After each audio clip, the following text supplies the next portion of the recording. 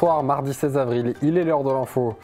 Pour répondre à la crise agricole, les contrôles sur l'origine des produits frais sont renforcés. Nous avons accompagné les agents de la DGCCRF à Vitry-le-François. 440 ans d'enseignement à Joinville, le lycée Philippe Lebon puise son histoire à la Renaissance. Petit flashback dans un instant. Rencontre avec Kevin Drouin, handballeur passionné, travailleur à l'ESAT de Fronte, les futurs porteurs de la flamme olympique. Ce sera le 28 juin prochain. Notre invité ce soir, Adrien Drouin, il est champion de France de paratir et avec ses parents, ils ont créé l'association En Marche pour Adrien.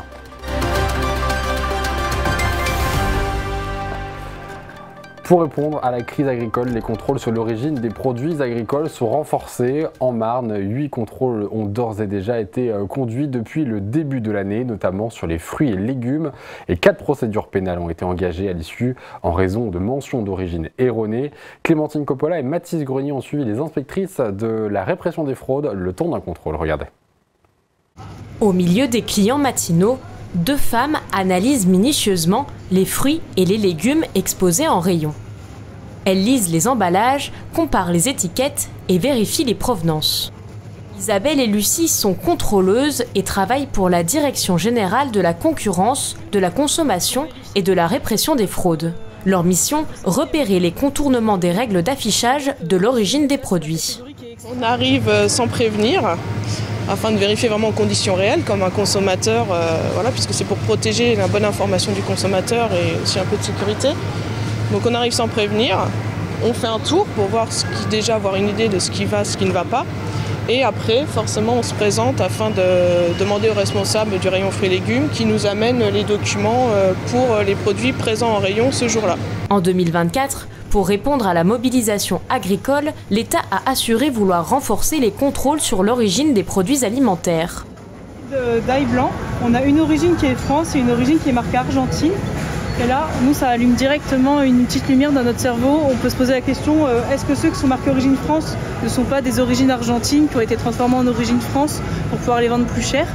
Du coup, ça peut nous arriver de prélever ce type de produits et de les envoyer à nos laboratoires qui ont la capacité analytique de vérifier l'origine des produits à partir de bases de données qu'on a constituées au fur et à mesure des années. Le programme est donc chargé cette année en Marne. Les contrôleuses doivent effectuer 24 contrôles sur l'origine des produits non alimentaires, une trentaine spécifiques à la filière fruits et légumes frais, mais aussi des contrôles sur les signes de qualité et labels alimentaires, sur la filière viande et lait ou encore sur l'information du consommateur. L'objet du contrôle aujourd'hui, c'est la francisation des produits alimentaires. Dans le contexte actuel et tout simplement dans notre plan de contrôle annuel, on fait beaucoup de contrôles de francisation. La moyenne au national doit être à peu près de 30% d'anomalies sur ces points-là, mais souvent c'est par méconnaissance de réglementation ou par erreur lors de l'étiquetage des rayons, c'est pas forcément par volonté de tromper le consommateur. Lorsque les inspecteurs détectent une fraude, l'enseigne est verbalisée. Ces verbalisations peuvent aller jusqu'à 300 000 € d'amende et 2 ans d'emprisonnement pour une personne physique morale. Les grandes surfaces peuvent quant à elles être pénalisées jusqu'à 10% de leur chiffre d'affaires. Et désormais, les inspecteurs de la répression des fraudes s'appuient sur une application Signal Conso, accessible en ligne. Elle vous permet à vous, consommateurs, de signaler n'importe quel problème rencontré lors de l'achat d'un produit. Le lycée Philippe Lebon de Joinville ne date pas d'hier, c'est dans les années 70 que cet établissement devient alors un lycée professionnel général et technologique tel qu'on le connaît aujourd'hui, mais ce dernier puise son origine en pleine Renaissance, retour dans le passé avec Manon de Fontis. Le lycée Philippe Lebon de Joinville, c'est plus de 300 élèves, mais c'est aussi 440 ans d'histoire. Au-dessus de la cantine scolaire, on peut encore apercevoir les vestiges du passé. En pleine Renaissance, ce bâtiment est un établissement qui a pour vocation d'enseigner aux Joinvillois l'écriture, le latin et la religion. Le bâtiment qu'on a derrière nous, en fait, c'est le plus vieux bâtiment du lycée. Il date du XVIe siècle. C'est dans ce bâtiment que les premiers cours en fait, ont été donnés. Donc c'est un bâtiment qui avait été financé, en tout cas les cours ont été financés par les ducs de Guise. C'était la grande famille qui possédait Joinville à l'époque, une grande famille célèbre en France. Autre bâtiment, nouveau bond dans le temps. Cette fois-ci, nous plongeons dans le 19e siècle, en pleine période d'industrialisation. Le bâtiment que vous avez ici, il correspond à un moment où on a besoin justement de recruter davantage d'élèves sur un format, on va dire, d'école un peu professionnelle. À ce moment-là, c'est un établissement qui s'appelle officiellement une école primaire supérieure. En fait, l'idée, c'est de prolonger les cours après l'école primaire obligatoire. Donc à l'époque, c'est jusque 13 ans. Et après 13 ans, vous allez avoir un cursus d'environ 3 ans où les élèves vont se spécialiser un petit peu plus pour pouvoir ensuite intégrer les métiers qui ont besoin d'un peu plus qu'une formation primaire, mais qui ne vont pas aller jusqu'à une formation supérieure de type bac comme aujourd'hui. Dans les années 60-70, de nouveaux édifices sont construits pour accueillir les enfants du baby-boom. Et c'est en 1974 que le lycée Philippe Lebon est créé. Pourquoi Philippe Lebon? Parce que c'est l'inventeur de l'éclairage public au gaz au début du 19e siècle. Et c'est vraiment dans cette idée de mettre en avant le caractère très scientifique, très technique du lycée, toujours un peu dans cet esprit de l'industrialisation qui est présente ici en Haute-Marne. Donc mettre en avant cet inventeur local, puisqu'il est de Brachet, donc vraiment tout près d'ici, c'était pour vraiment montrer l'orientation et l'esprit du lycée à cette époque. De nos jours, le lycée Philippe Lebon est un lycée général et technologique qui propose diverses options, comme la section européenne anglais, le brevet d'initiation aéronautique ou encore l'option art visuel et cinéma. Le lycée de Joinville est quand même assez particulier. A priori, en Champagne, en tout cas, on est un des très rares établissements qui a conservé un bâtiment du XVIe siècle qui servait donc à l'enseignement et qui perpétue cette tradition-là. Et puis après, pour les parties plus récentes, là, on est dans des bâtiments des années 60-70, comme on peut en voir dans des dizaines, voire des centaines d'établissements dans la région. Le lycée Philippe Lebon regorge donc d'histoire. Pour célébrer son anniversaire, des enseignants souhaitent récolter divers souvenirs pour réaliser à la rentrée prochaine une exposition sur le passé de cet établissement qui a traversé les âges.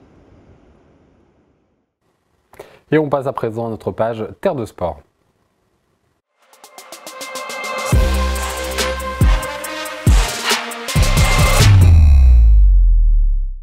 Et au mois de janvier, le conseil départemental de la Haute-Marne dévoilait les 6 visages qu'il a sélectionnés pour porter la flamme olympique le 28 juin prochain. Parmi eux, Kevin Drouin, âgé de 33 ans, il pratique le handball adapté depuis 10 ans et il est travailleur à l'ESAT de Froncle depuis 2012. Rencontre signée Loïs Large. Le temps de quelques minutes, il troquera le ballon rond pour la flamme olympique. Kevin Drouin pratique le handball adapté à Chaumont depuis la création de l'équipe en 2014. Aujourd'hui capitaine, il est devenu un véritable pilier du groupe qui réunit aujourd'hui 8 joueurs. C'est une année formidable. On n'est pas beaucoup de pays à accéder aux JO. C'est pas souvent en France. Alors, je suis content d'être sélectionné. Je voulais participer au moins un jour. S'ils sont coéquipiers sur le terrain, la plupart d'entre eux sont également collègues à l'ESAT de Froncle. Kevin a intégré l'établissement en 2012 et travaille sur des missions de création et entretien des espaces verts pour des particuliers, des collectivités ou des professionnels. Et pour lui, porter la flamme olympique est l'occasion d'une vie. Bon, je présente la Haute-Marne, c'est déjà un grand plaisir. J'ai hâte de participer.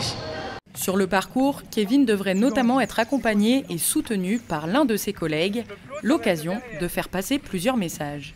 Tous les gens qui sont comme nous ou comme moi, de participer, c'est une grande joie.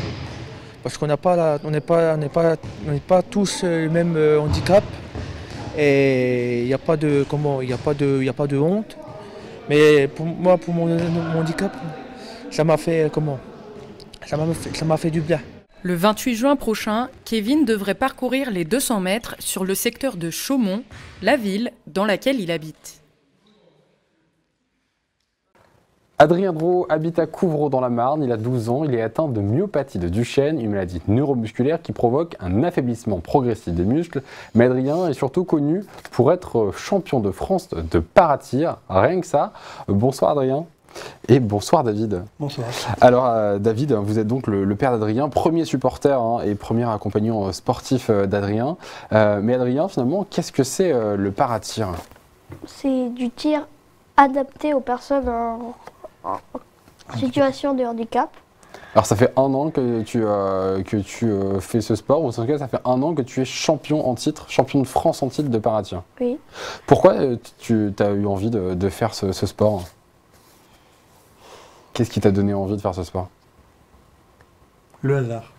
Le hasard? Le hasard, parce qu'il faisait du judo quand il était valide. On l'a senti le hasard dans la question, la réponse. Quand il marchait encore, il faisait du judo, et quand on a appris sa maladie, il a fallu arrêter immédiatement le judo, c'était trop dangereux pour lui.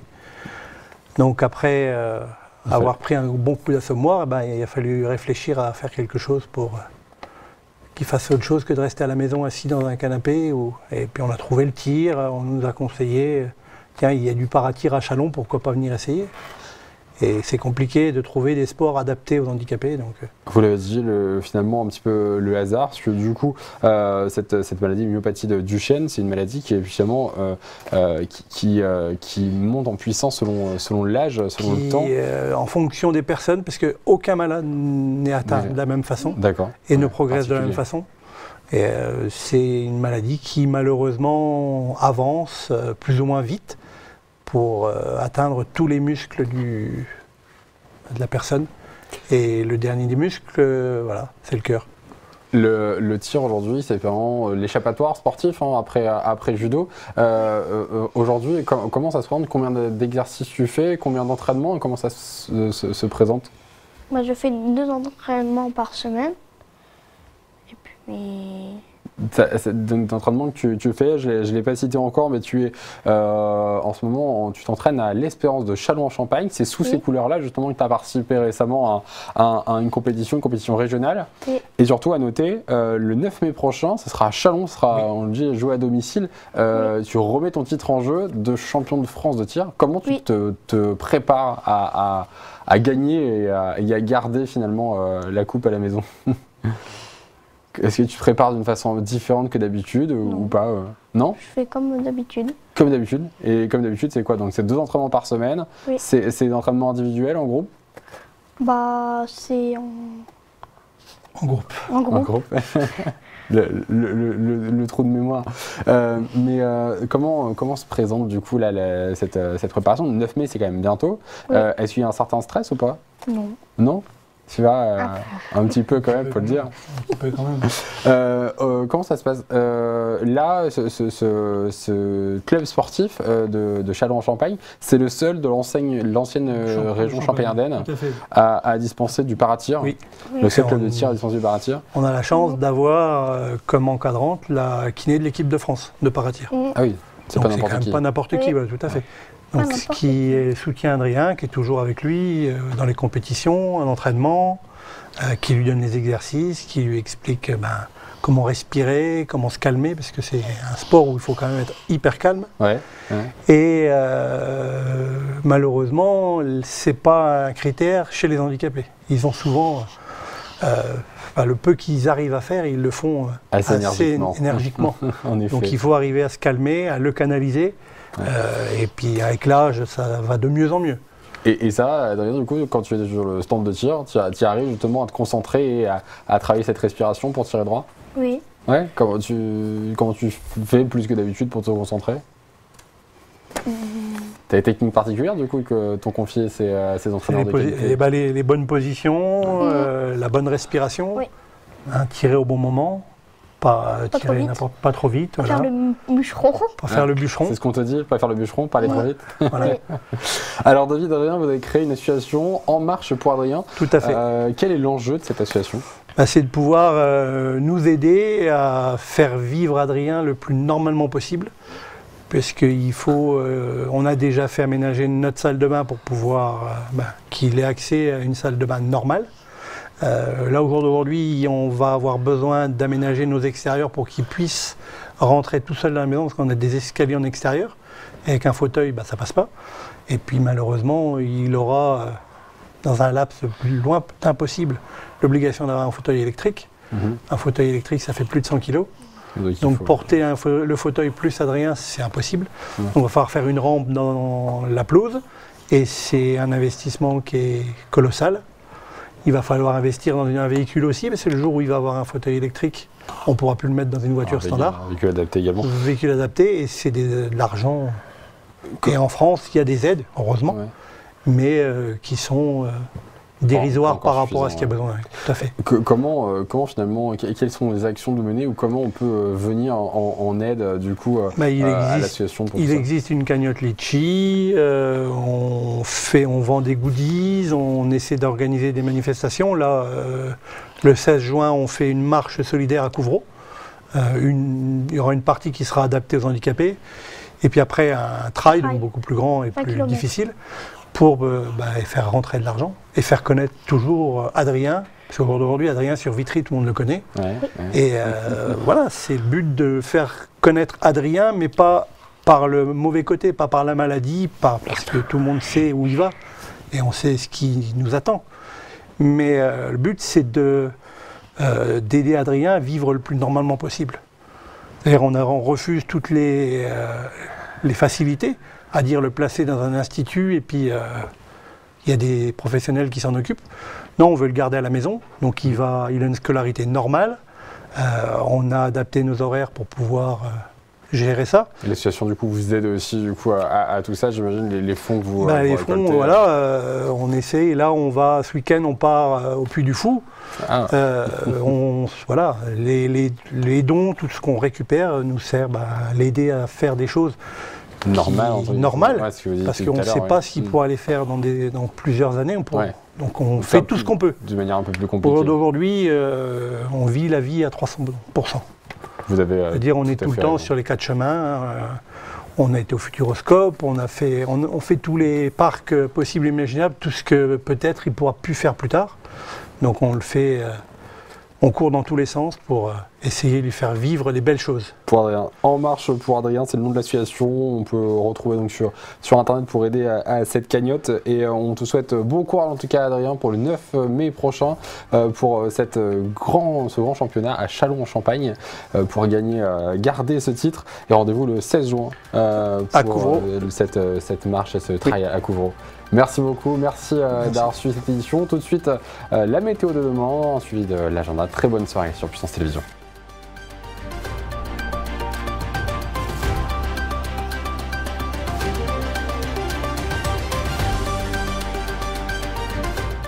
Toute l'actualité en continu à retrouver sur notre site internet et notre application mobile.